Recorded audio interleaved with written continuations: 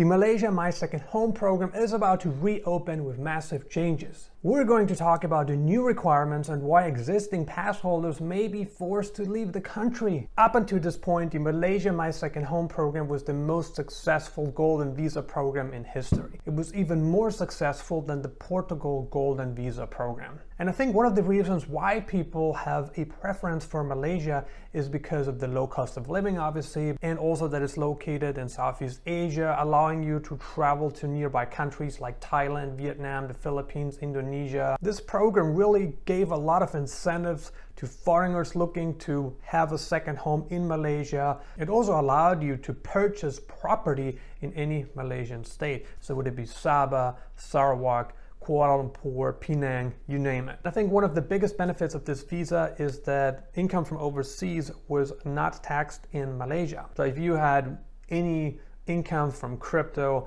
from your online business, or even if it was something like a pension, any income from overseas is not taxable in Malaysia if you stay in Malaysia under the Malaysia My Second Home visa. As a Malaysia My Second Home pass holder, you get a 10-year social visit pass to Malaysia, and you also get multiple entries. So if any time during this period of time you're looking to go on vacation to a nearby country, or even if you want to go back home, let's say you want to go back to the US, you want to go back to Europe, Australia, you could easily do that with this 10-year social visit pass and come back into the country. It is also a renewable visa. Once the 10 years were up, you could have also renewed that visa, assuming you meet the current requirements. Many pass holders also brought their spouse and underage children below 21 with them to Malaysia. Children under the age of 18 were also allowed to study under this visa. Now, this is a very old program which initially started in 2002, so this has been around for almost 2 decades. Like I mentioned earlier, it's one of the largest golden visa programs on the planet, including retirees, digital nomads, entrepreneurs, investors, you name it. What happened to the Malaysia My Second Home program during COVID?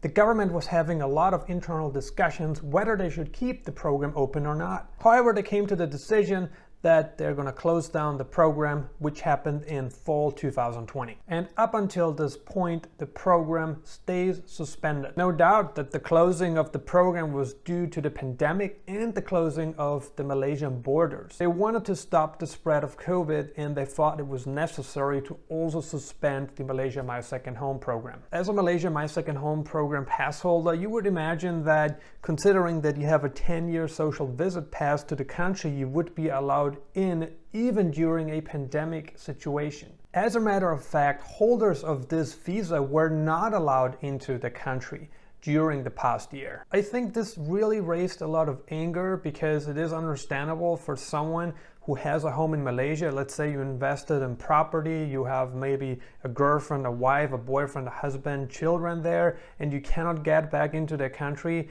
Especially if you invested money and if you put down a fixed deposit, you would assume that you have the privilege to get into the country even during an emergency situation. While the program was closed, the government decided that they're gonna reopen the program with new improvements. Let's have a look at the new improvements and requirements. It is very normal that a government may decide to change the requirements of a visa program, making it easier or making it more difficult for new applicants to obtain a visa. When the Malaysia My Second Home program will relaunch this October, new applicants must meet the following requirements. Applicants must have an offshore income of at least 40,000 ringgit per month. 40,000 ringgit comes down to about 10,000 US dollars per month. The income could be a pension or any sort of offshore income, like if you work for an offshore company and they pay you at least $10,000, 40,000 ringgit per month, then you could also use this as proof of income. Next change, there's now 2 age categories. Category 1, 35 to 49 years of age, and Category 2, 50 plus, which means that if you're younger than 35 years, you actually cannot apply for the Malaysia My Second Home program anymore. You need to spend 90 days per year in Malaysia. It can be more than 3 months, but it cannot be less. The pass will now be valid for 5 years, and it can be renewed if the requirements are met again. If you want to bring a dependent like a spouse, an underage child, you can do that, but you need to put down a 50,000 ringgit deposit for each dependent that you bring. You also must have in your possession liquidable assets of 1.5 million. You're required to deposit 1 million ringgit in a fixed deposit account in Malaysia. 50% of that money can later be used for certain expenses related to property, but the other 50% must stay in the fixed deposit account as long as you stay in Malaysia. The fee of the Malaysia My Second Home Pass issuance is now 500 ringgit. All right, let's do a quick comparison with the new requirements and the old ones. I think it's always important to have a look at both sides so you can kind of see what kind of deal you're getting right now. The current income requirement is 40,000 ringgit per month, where it was only 10,000 ringgit per month previously.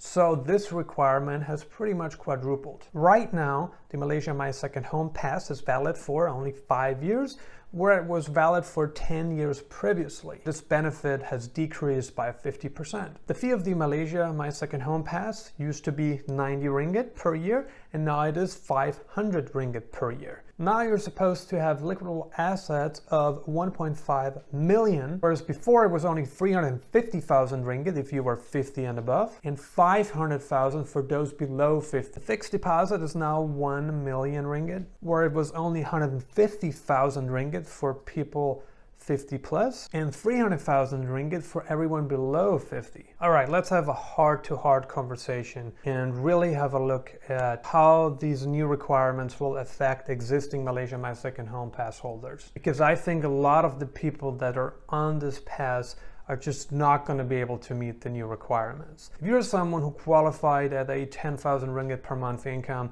you know, maybe you're a retiree, you're already in your 50s, your 60s, your 70s, doesn't matter.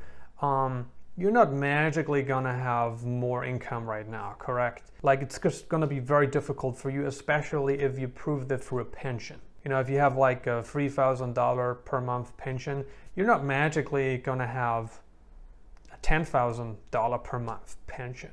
That just won't happen, right? So this will automatically disqualify you. And if you put 150,000 ringgit into a fixed deposit account, you're probably going to have a massive problem putting hundreds of thousands of ringgit into the account right now. Your old pass was valid for 10 years, and if you're going to end up renewing the pass, it's only going to be valid for another 5 years. I just don't see how you can be happy with that. You pay more, but you get less value. Malaysia always used to be a value game. You know, why do you move to Malaysia? Well, because it's cheaper, you like the tropical lifestyle, you like the beaches, you like the food, you know, maybe the people, maybe the dating scene is attractive to you. It's not going to be so attractive if you pay 4 times more. I also think there's a lot of people below the age of 35 that would potentially be interested in moving to a country in Southeast Asia. So all those people are going to go to nearby countries anyway. They're going to go to Thailand, Vietnam, the Philippines, Indonesia.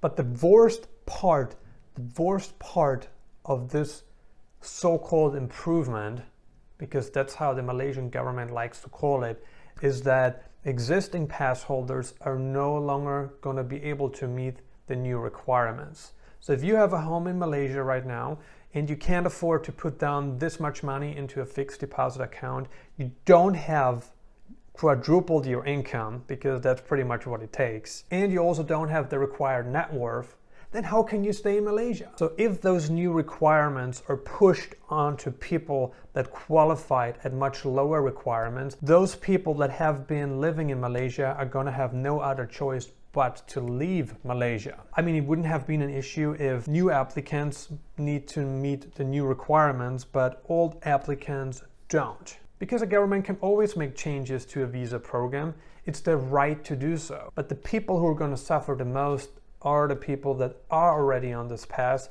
that can't afford the new requirements. Let's have a look at the positives and the negatives. I think on the positive side, it's worth mentioning that the program is back and a lot of people have been waiting to apply. The government thinks it's positive for the country.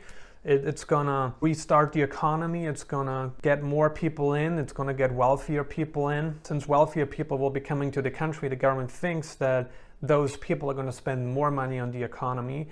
than people did before. They want people with higher income to boost the economy. On the negative, the requirements tripled and quadrupled, making it clearly impossible for a lot of people that are on this pass right now to meet the new requirements. And I think even if some of the current pass holders are able to meet the new requirements, they're not going to be happy putting down more money, proving more income, because the whole point of living in Malaysia is to have a low-cost life. And it's also about value. You're not going to move to a country like Malaysia if you need an income of 10,000 US dollars per month. You can live in New York for that money. The whole purpose of living in Asia is so that you spend less money. At least that was the idea before. And I also think it's a bummer that people below 35 are excluded, because there's a lot of young people that have money that would like to bring that money to Malaysia, but since they're excluded, they can no longer do so. In summary, what do you think about these new changes and requirements? Are they positive or negative? Do you think those new rules were a mistake? I mean, what can the government really do to attract more people? Do you think that raising the income requirements, net worth requirements, deposit requirements is really going to attract more people? Like before, about 2,000 people obtained this visa every year. But since the new requirements are out of reach for a lot of people,